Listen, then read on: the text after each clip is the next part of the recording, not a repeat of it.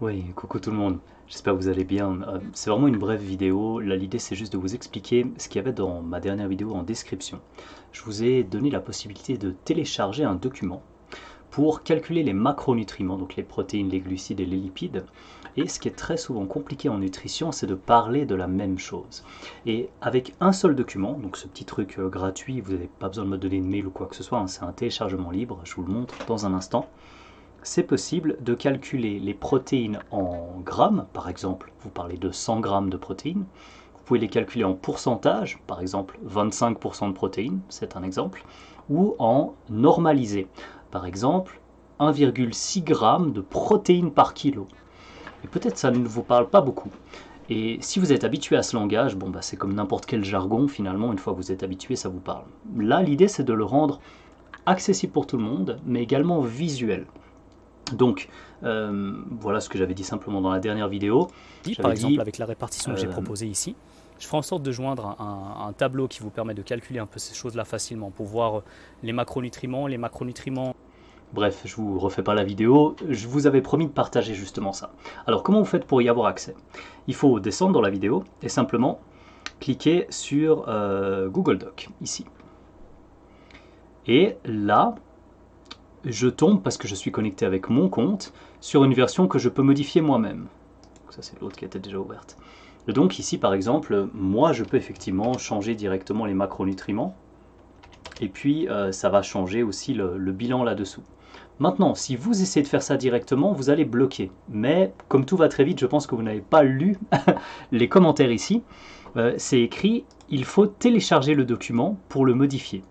Vous pouvez aussi le copier dans votre Drive. Alors c'est ce qu'on va faire. En haut, vous allez simplement aller sous Fichier, hop, et, pardon, Fichier, créer une copie.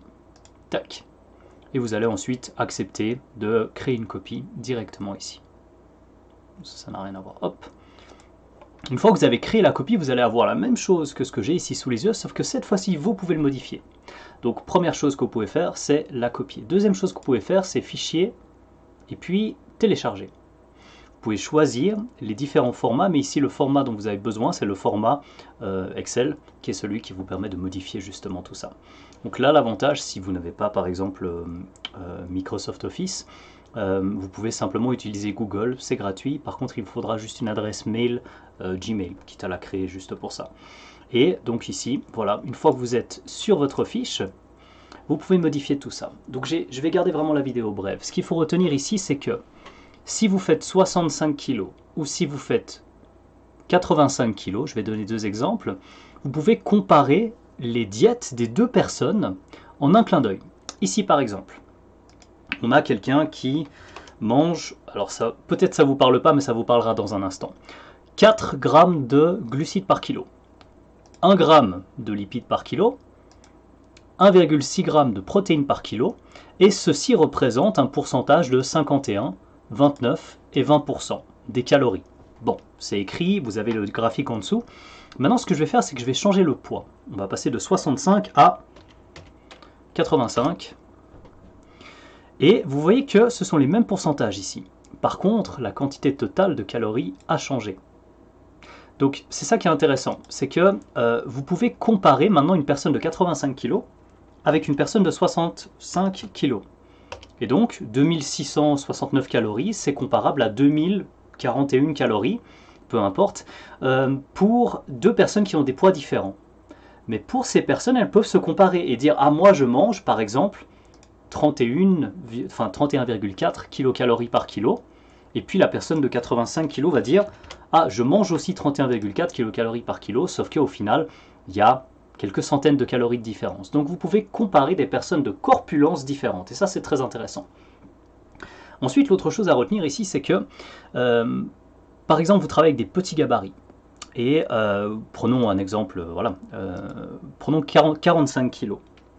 45 kg, vous allez des fois entendre que pour quelqu'un qui mange, par exemple, 1300 ou 1200 calories, c'est manger comme un enfant. Ben, vous savez quoi? Si vous faites 45 kg et vous êtes un adulte, peu importe si vous êtes à un autre endroit du spectre, vous êtes peut-être tout à fait en bonne santé en mangeant quelque chose comme 1300 calories. Donc, ça évite d'être dogmatique aussi dans les échanges. Quand on dit que tout dépend du contexte, il dépend du contexte avant tout de chaque personne dont on parle. Donc dire, il faut manger 2000 calories, 2000 calories pour quelqu'un qui fait 45 kg, on va essayer de trouver quelque chose qui correspond. Attention, on va augmenter les glucides de manière un peu exagérée, juste pour regarder ce que ça donne. 2000 calories... Voilà, 2000 calories, pour quelqu'un de 45 kg, ça représenterait plus de 7 fois son poids en grammes de glucides.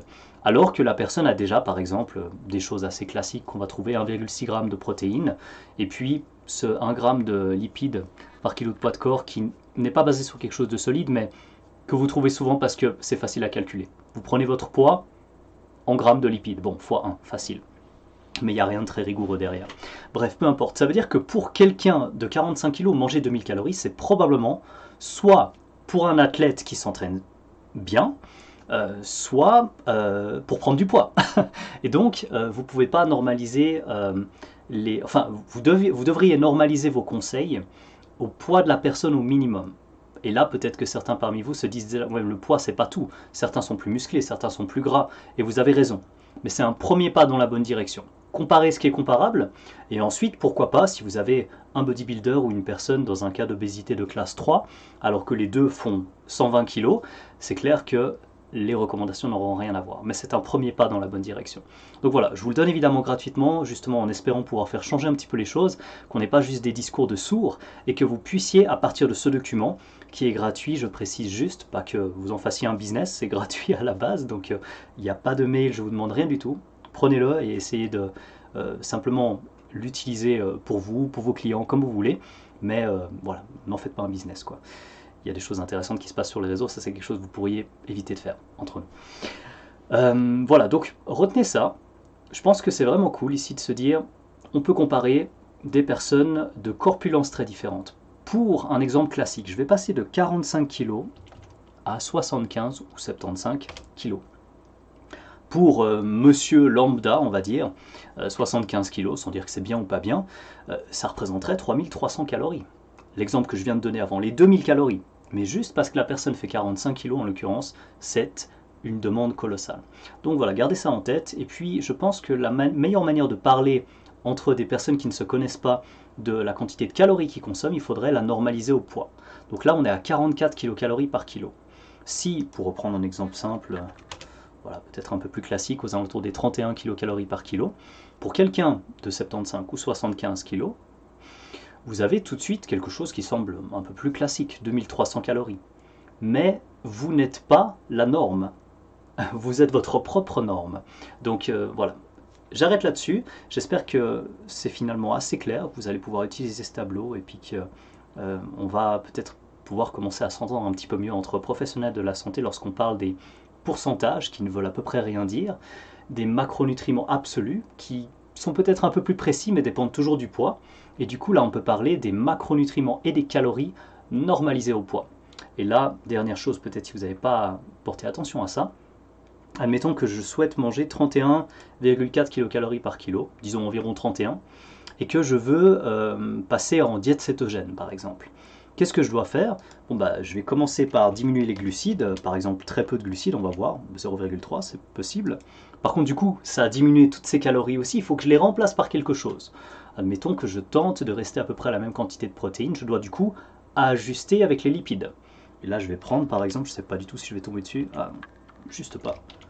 Je vais mettre 2,7, 2,6 peut-être, on va mettre 65. Allez, on est pas mal.